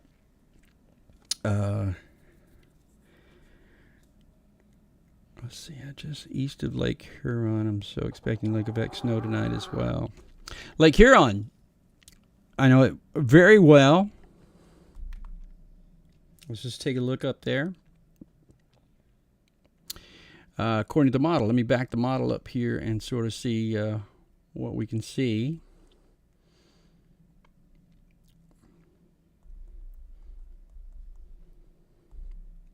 To see what we can see. Lake Huron is the lake, by the way, that's on the other side of Michigan. Lake Alpena, not Lake Alpena, but Alpena, Michigan, on the other side. So let's look at it here. We'll go through in a little bit greater detail here. That's going to be Lake Huron here, the Alpena, Michigan area. Lake effect now is going to come in from, you can see the motion here, if you will. Now everything has a wind that's coming in out of the northwest. The wind is coming in from the northwest and moving southeasterly like this. So if you're over here on this side of it, where did you say you were located? Or were you just wondering about Lake Huron the whole way through? Because, thank you, G. Ferrero. East of Lake Huron, so I'm expecting lake effect snow as well. There will be some lake effect snow there, but not like it is on the other side is the thing. You see the Alpena, Michigan area there throughout the rest of the region. The water temperatures there, air temperatures are much colder there at the moment. She wants to go back to bed. I'm sorry, I need to take her and put her back to bed in a moment. But the reflectivity and all is still showing that we have some of this off and on into this area that's still kind of hanging tough. If we look at the model, though, we'll go to the model and take a look at Huron and watch what happens as we go through the next several hours here. This is precipitation and precipitation type. And you can see you're cut off from the flow really there. There's really no flow that gets over there until it looks like this is 2 p.m. on Thursday. Let me try the 3K and see if that gives us a better, at least more time length here. So there's some snow right there around 5 p.m. tomorrow, it looks like, in the eastern side of the state from Alpena southward, it looks like. That goes on by, and then the rest of this comes from the north. But this isn't really, it's residual lake effect, but it's not like it's turned on. And then it actually looks like the low pressure itself. Notice right here what's going on. This is kind of a cool deal, which is going to be some sort of a low right there, because you see the curvature here and here, and that makes this into a low pressure center, if you will. It's kind of ejecting out this way, and I think when that comes over, there's a little bit of an enhancement, a little bit of enhanced snow that'll be possible here as it ejects on out. And then this is all Lake Michigan snow. I'm so sorry, I've been showing you the chicken instead of this. Lake Michigan snow right there. This is all coming across and moving across the lake. Let me back up again to show you here what we're looking at. So this is the first batch that comes by about 3 o'clock into the afternoon. She was asking about this side of Lake Michigan, the glove side, eastern glove side, if you will, down through here. That's all going to be affected, but it's going to take it a while during the day tomorrow as it passes on by. This is at 2 p.m. tomorrow. We'll go through the rest of the afternoon, a little bit there, a little bit there, a little bit there. But all of this is a direct result into the 7, 8 o'clock hour tomorrow night. All of this snow here that's falling across Michigan is a direct result of coming across Lake Michigan, the airflow coming across Lake Michigan like this. This is all lake effect snow, but as you can see, it's kind of limited to the central, eastern, and central portions of Michigan. Gets over to Lansing and Detroit, you'll be in on it, but not so much into the far eastern part of this, I don't think. Move forward in time, you get a little bit of that shows up. Look at these waves of continuous snowfall that come into Kalamazoo, Grand Rapids, all the way over to Lansing, and even into Detroit, Sterling Heights area. There'll be prolonged snowfall here, and it only takes, it's most of the time it's diurnal. Watch, it'll go away toward the latter part of the evening, or it should. Now that the water temperature is so warm, that may not be the case, but the eastern side for sure, I think that's probably what we're talking to that. You're in Huron County.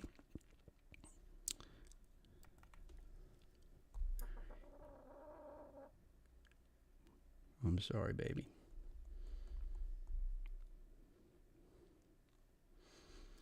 That's going to be Cassville into that Cassville area, I think. Wild Port Austin. I hope I know what I'm talking about here. Is this not Huron County? Help me out. I think it is.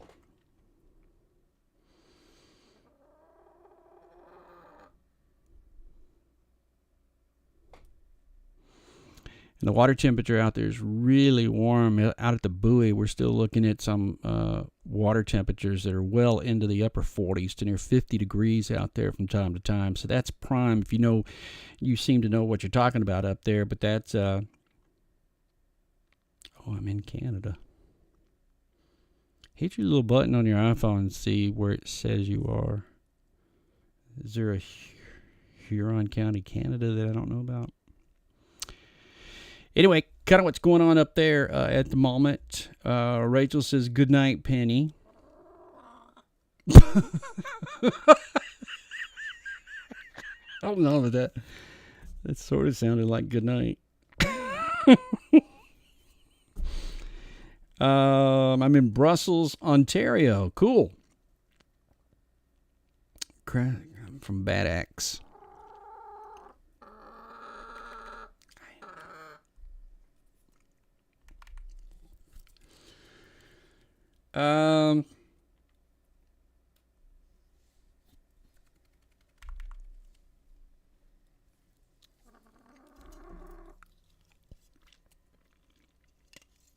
You want some?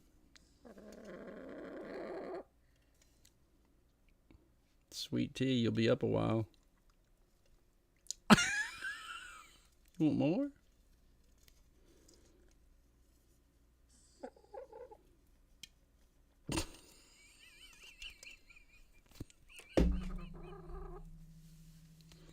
Oh my God, my chicken's gonna be up all night. Oh, your cat likes. Take me a picture of your cat watching Penny and send it to me. I'd love to have that. I don't think Buffalo's getting 5 feet. Somewhere might get 3. I'd be probably, yeah, I'd be more prone to believe somewhere gets 3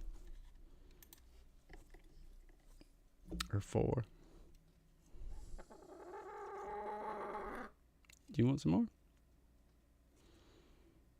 Nope. I'm sorry.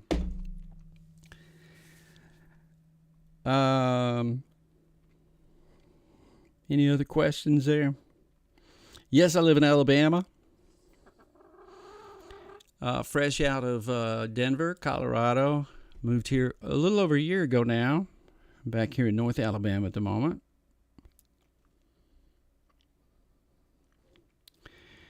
Liz says, Penny looks mighty tasty. Wouldn't the feathers, ew. I don't think she looks tasty at the moment.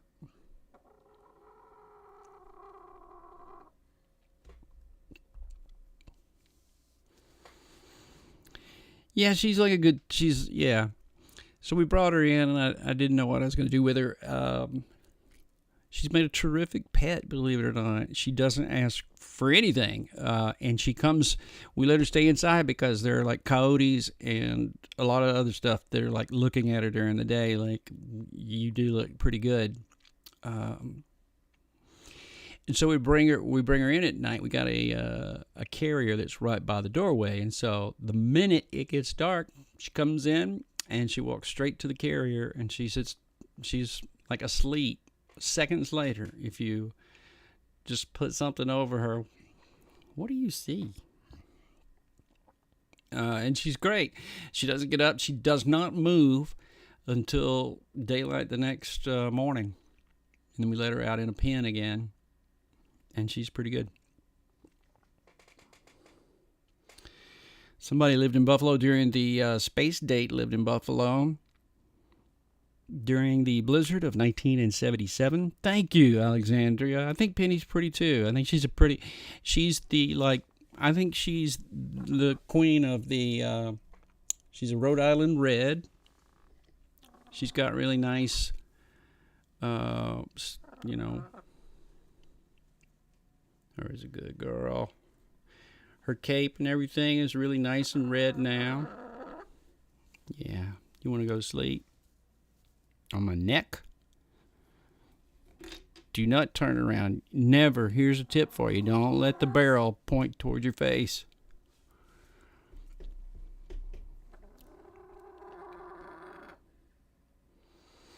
Thank you, Man Pad. I think I've talked to you before. She ought to love me. She gets preferential treatment. I take her for rides on the golf cart. She's a pretty happy chicken. Unless I wake her up. I'm sorry, babe. You alright? You can be okay? Because I'm not letting you have your 16 hours of sleep, am I? Yeah. You know, I'm not a vegan. I had chicken tonight. But those are, I always look at those chickens and I go, they're probably ready to go because they can't really have a good life.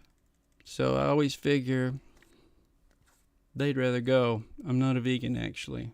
I eat a lot of chicken. I just don't let Penny watch me. What is it? Something bothering you?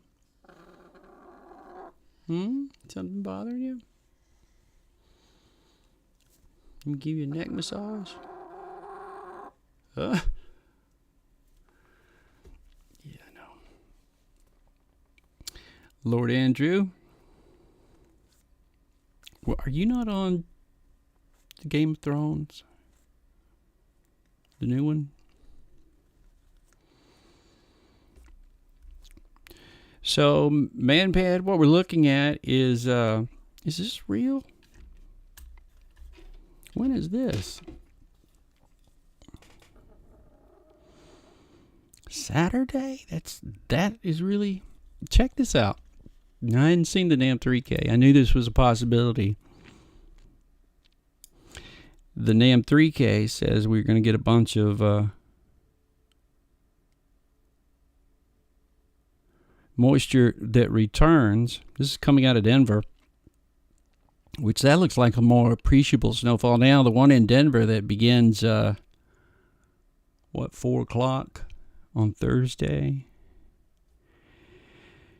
And then that slides southward, I think a little further than they thought, at least the cool air does. And then check this out on the north side of Texas, Midland, Odessa. It looks like a mix, and maybe that comes into Fort Worth and Dallas as a mixed bag, showing up by 6 a.m. on Saturday morning. This is new. This is the NAMM 3K that just came in, which is not,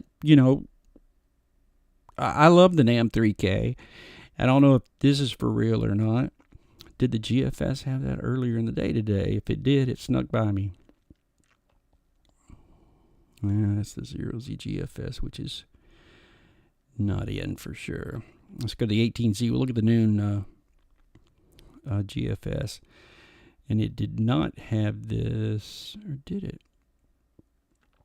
That's too far down the line. Let me go back here. So it would be right about, it did. It had a little, it noticed it. At least it noticed it here on Saturday morning at 6 a.m. There's a little bit of it didn't have as much moisture coming northward as the NAMM does. But there's some snowfall right there on the edge, if you will. It looks like the borderline is going to be somewhere about Midland, Odessa, but come up like this with snowflakes on the northern side of this, probably coming in. So that's pretty new. That's the NAMM 3K, and we'll be watching out for that to see if that actually materializes. That's a low pressure coming out of the Gulf of Mexico, and kind of it is the reality of what it would take really to end up having that kind of a situation, if you will. Let me go to the 0Z HER, which I think will get us out almost to that point.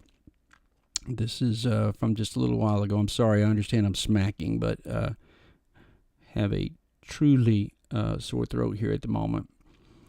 The winter weather, let's just go with precip type here, and we'll look at it, which should take us out here pretty far. And you can see the subtropical part of this jet stream has been super active, and watch it come northward. It's trying to come on northward. We don't see the cold air just yet because this is only out to Friday at 6 p.m.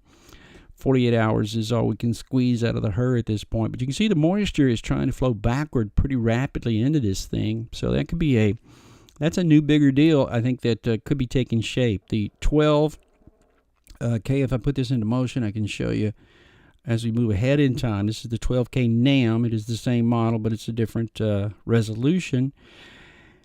And it sort of believes in that at this point, too. That's going to be 3 a.m. on Saturday morning, 3 a.m. on Saturday morning when it draws a mixture there from Midland, Odessa back over to Fort Worth, but Lubbock and then into the Red River Valley there. You've got some snow, Wichita Falls. It looks like that could be taking place. How much? It doesn't look like a lot, actually. Total snowfall QPF here is negligible. I mean, it doesn't even show it as sticking to the ground there. A little bit up here, just to the northwest, if you will, of Breckenridge, the Graham area there, and the rest of that region too, and then down to the south. You can see it's a little bit more appreciable as you get up here into Denver, especially North Denver. That's going to be the Estes Park area, back up to Steamboat Springs, if you will. Beautiful place. Lake up there is stunning too. But the Rocky Mountain National Park should get hit pretty hard from Granby, just north of Boulder, and back over to Fort Collins, and probably some expectations of 3 to 6 inches there in and around Denver. Check out the play here, though. This is the NAM 12K, and these areas that you're looking at in here that have, this is say 48 inches, 50 inches in Buffalo by Saturday at 9 p.m. So super appreciable snows coming in there. Just south of, I think the heart of this comes in just south of the city, actually. Ashtabula-ish. I don't know if that's a word. Dunkirkish. From that area, Ashtabula is further south. It'd be Dunkirkish, and look at that. There's some 40-inch totals down in that area. Collins to Concord, into the area there, East Aurora and beyond. So that's going to be one place, but it's not the only. I mean, you get over here to Utica, and again, just to the east of Oswego, you're looking at some 46-inch totals there just to the north, if you will, of Syracuse. And then again on the east side of Lake Michigan, western side of actual Michigan. And these are some high totals too around Muskegon. Look at this down to Holland. In this area there, 12, 15 inches of snowfall there, just north or south of Frankfort, actually. We got 20-inch total that shows up there just to the west of Cadillac and beyond. So plenty of precipitation all across that area there, too, that might unfold as being some really heavy amounts of snowfall. This is just up here near Sheboygan. Check this out. There's 16 inches there in Sheboygan that could happen. And Gaylord, which is where that camera comes from, there's going to be some appreciable snowfall there too. Gaylord would be one of those spots that we'll certainly watch and see what happens there into the short term and the long term. Right now, it doesn't look like there's any snow falling there. At the moment, it's 25 degrees, and there's a commercial, and I apologize for that. 6.6 inches of snow, though, is very possible there into that region as it all takes place and moves down, from the northwest to the south and east over time is how that's going to work out. And that'll be the case at least in the next 24 to 48 hours, I think, before all is finished with this as it goes on by. And then another one sets up for next week, and this is on the eastern side. This is on the Wakefield, Houghton area there on the eastern side. It doesn't look like Duluth gets dumped on very much, actually. I thought there was going to be more snow than that. There is some coming in from time to time, but the heavy stuff's over here near Bemidji, International Falls, and beyond as you get into some of that precipitation there, too. Gaylord, Michigan right now, we got 25 degrees, and it doesn't look like anything at this moment is really showing up as far as the precipitation goes. It was snowing pretty hard there just a little while ago, but not snowing very much anymore there into that region. Had a little ice in Virginia early yesterday morning. A little more than a glazing. Norlie says she's going to bed. Good night, Norlie. Thank you for watching. I appreciate it. I know I screwed it up quite a bit. Josh says the 12Z Euro hinted to that stuff back to the west. Yeah, some ice there across Texas might not be out of the question. That's kind of new into the NAM. The NAM didn't go out that far. So, boy, you got a rooster on your head. Penny.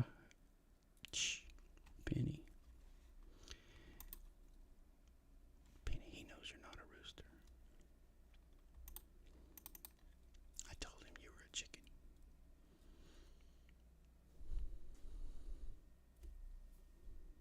Are you upset? Really? I don't have anywhere to put you up here, baby.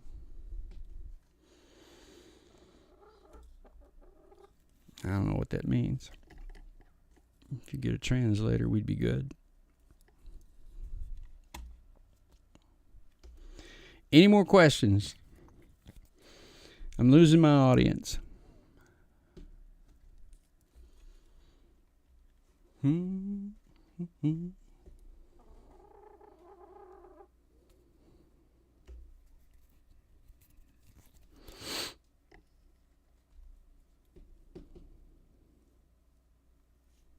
I'm sorry, babe. You're just wanting to go to sleep, aren't you? Sit on down. Sit on down. It's okay. Yeah. You want to lay your head down? You lay your head down? I'm sorry. Sit back down.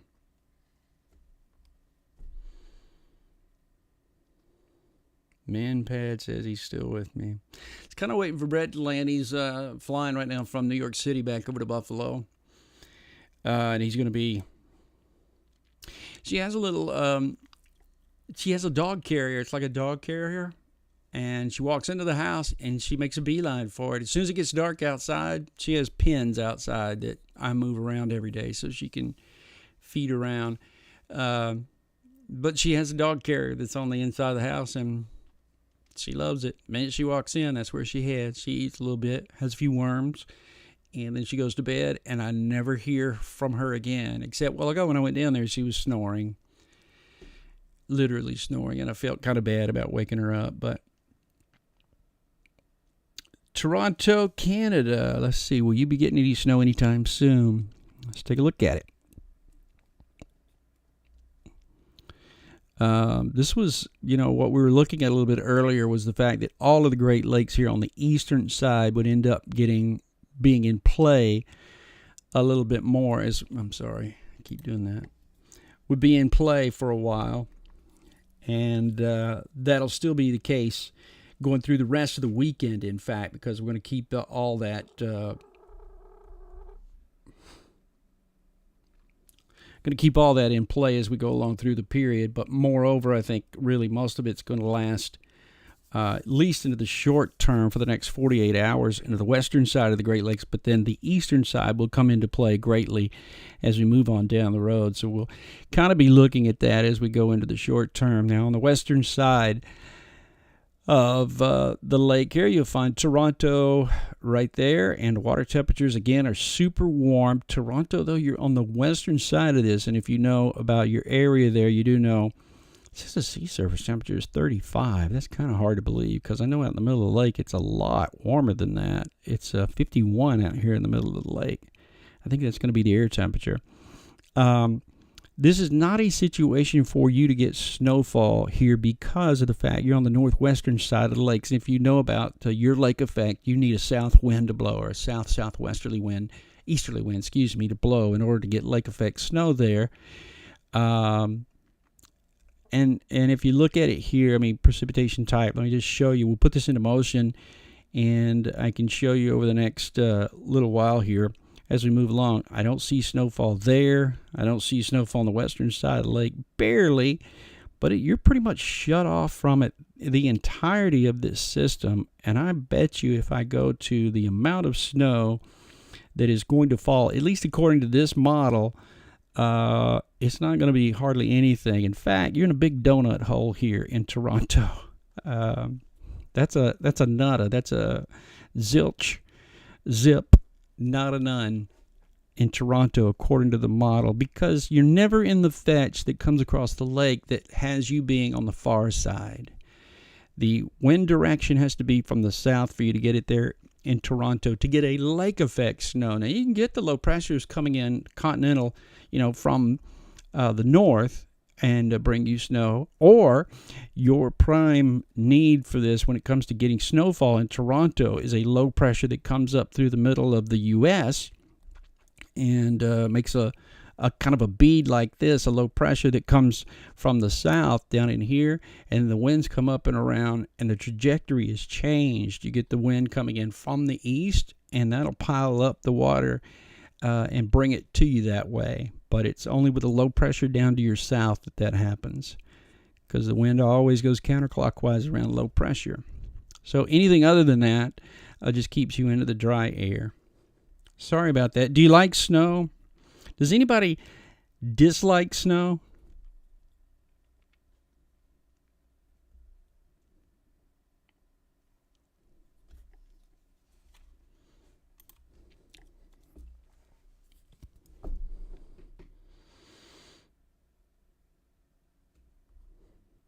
Gen X, meh.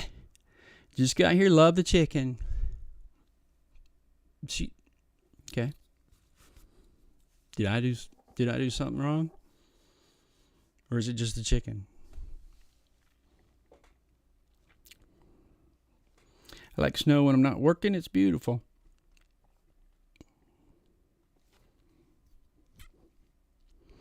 Anthony, I think you're wrong.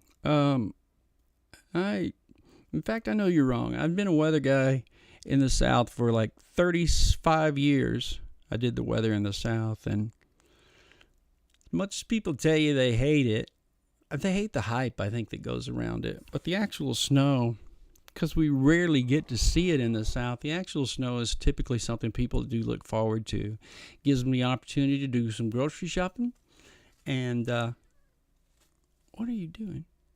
Opportunity to do some grocery shopping. And, the grocery stores, by the way, they may sell a lot of groceries before the event, the supposed event, when the hype gets big.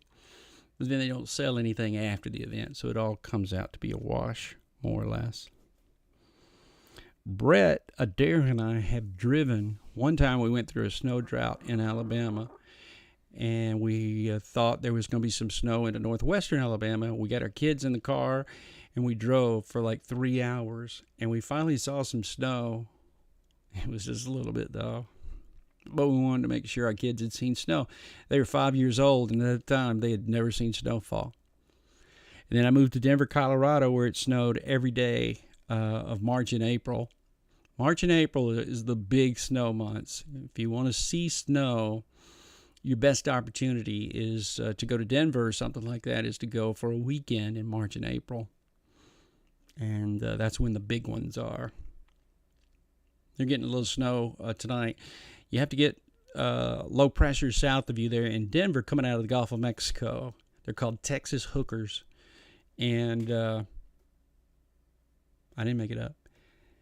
And they bring moisture back into the stuff that comes off the Pacific always, it never affects Denver. It's really the low pressure that comes south of Denver into Pueblo or something like that brings it back. But I didn't get immune to it. I loved it snowing twice a week there.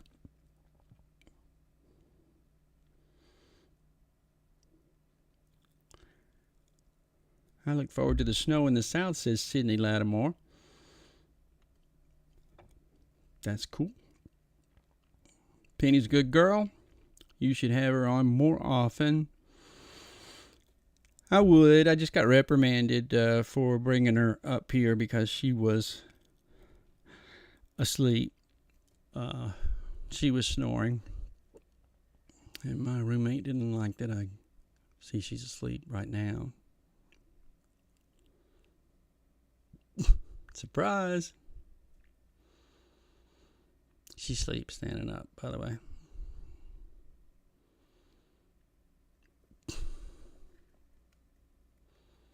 You got a scratch?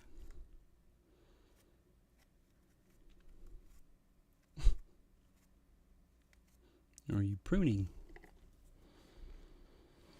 Mount Mitchell, North Carolina had a couple of inches of snow the weekend. Mount Mitchell's a beautiful place up there. That's over there near LeConte, Mount LeConte, which I spent a night at Mount LeConte one time. You used to they used to let you come up there to camp on top of the mountain, and it was horse.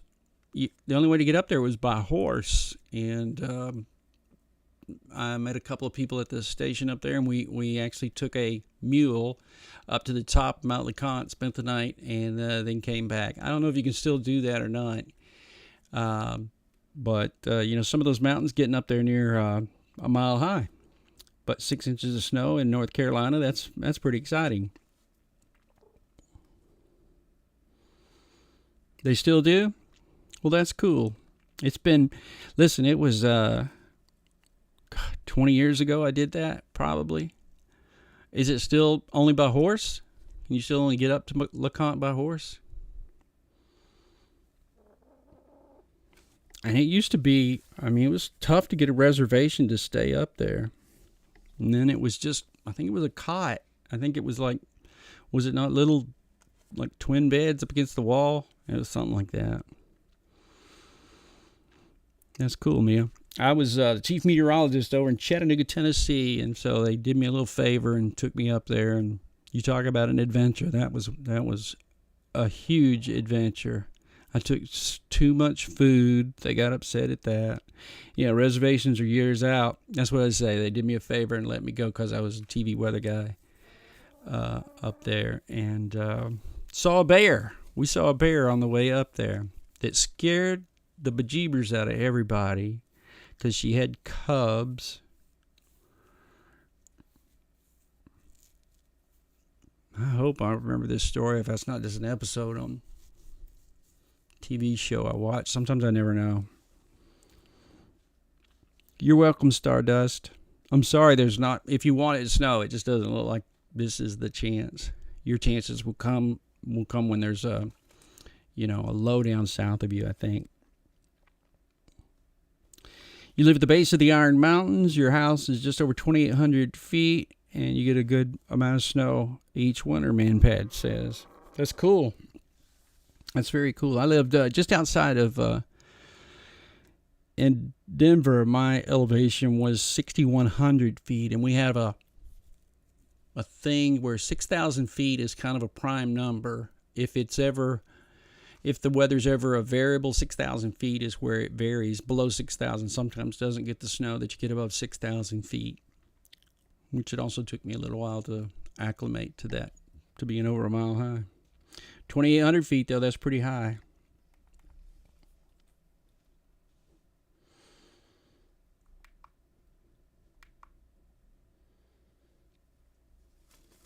Trying to make sure I answer everybody's question before I quit here. As I look through. And I don't think Brett's made it to the other side, made it to Buffalo just yet.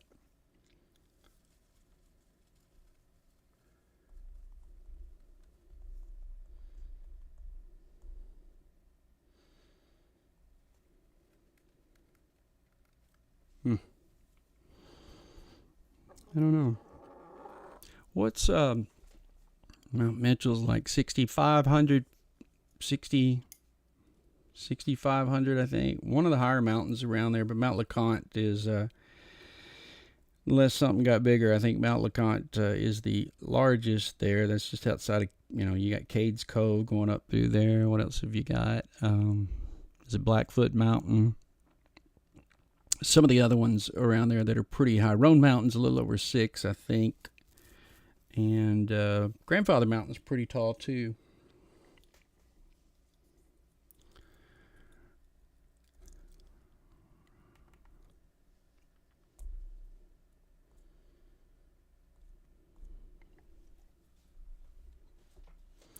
Outside of Denver in 2020, got to see and hear thunder snow, which is not that common. Thunder snow, really, unless you're in the mountains, thunder snow rarely happens. Can I share a blog updated daily about LeConte? Absolutely. Yeah, send me that. Can you do it? If you can do it here. Yeah, Denver's not really well known for thunder snow, but the mountains are. You see it all the time in the forecast for the mountains. And, you know, you're literally, Denver's a mile high, but you get on I-70, and for 30 minutes you can travel. You can get on up into Idaho Springs and the rest of the area there. Be over in Georgetown. Listen, if I were going back to Denver, I would make one day for Georgetown, Colorado. An awesome place, huge lake there. It's the most beautiful place in the world. You climb the mountain and you across Bierstadt and to the other side, and it's the aspens are so beautiful up there, so you might want to try that.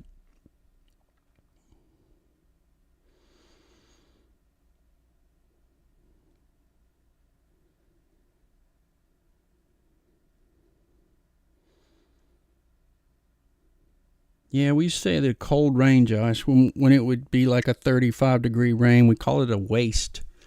A wannabe, because it really wanted to be 32 and snowing. Again, I hate to just keep talking about Denver, but when you come to wasn't talking to you. When you come to that area of the country, if you like snow, the biggest snow I ever saw was Thanksgiving snow. And it started at 55 degrees. I looked out the window. I was working at a TV station, looked out the window, and it started snowing at 55. And then it fell like 5 degrees every 5 minutes. It started sticking on the road at like 48 degrees because it was snowing so hard.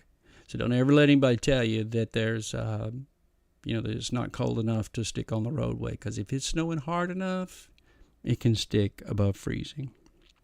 Yeah, LeConte, like 6,500 and almost 6,600 feet. So it's a whole other country is what it is. I kind of think I went in June because I don't think they stay. I don't know what they do, but you might want to check it out. Mount LeConte there in North Carolina, just outside of Mount Mitchell. If you go to the other side, you go across 441. You can go over into the eastern side of Tennessee. Beautiful over there, too, at Gatlinburg. Down to Tellico and throughout that area. There are a few places I haven't been east of the Mississippi River. It's the west of the Mississippi River I'd never been to till I got over to Denver and then went to some places from time to time. Yes, I'm sorry. The Blizzard 93 in Snowmageddon. Yeah, I was in Chattanooga, Tennessee, and there was a lot of thunder snow there. And is 23 inches, I think, was our final total in Chattanooga. I was on the air for like 3 days straight. I just had a baby. My wife started burning furniture for wood because we weren't really anywhere near. I wasn't anywhere near getting home. All right. I feel like somebody's going to get me for not putting Penny to bed. If there are no other questions, I think I'm going to shut it down because you can see she wants to go to sleep. She's perched on my shoulder again. I'm so sorry, baby. Yeah, I know. You want to go to sleep, don't you? And I don't want to let you go to sleep. Yeah, I'm sorry. I'll give you a treat when we get downstairs. I'll find a worm. I'll find something for you, okay? Thank y'all for indulging me and let me have her on. Tomorrow I'll do serious weather. We got snow coming. Big time snow event coming into the upper portions, the eastern side of all the Great Lakes, looking for huge measuring snowfall to come down. And we'll relay that to you, and we're going to do it with a lot of pictures because Brett Adair will be on the ground. He'll be with us live during the day tomorrow, all day long. And we'll try our best to report that back to you. So thank you very much for all of that. We appreciate it. And I'm going to drop it off here. It's 10:08 Central Time, 11:08 East. Thank you all from Canada and Holland. We had somebody, I've been writing to somebody in Holland. So that was really cool tonight. She said the Holland in Europe. So I feel really good about that. And so I'll be getting back with you in just a few moments. Tell me about the weather in Holland, and I'll pass that along. Thank you all so much. And I'm going to go now in 3,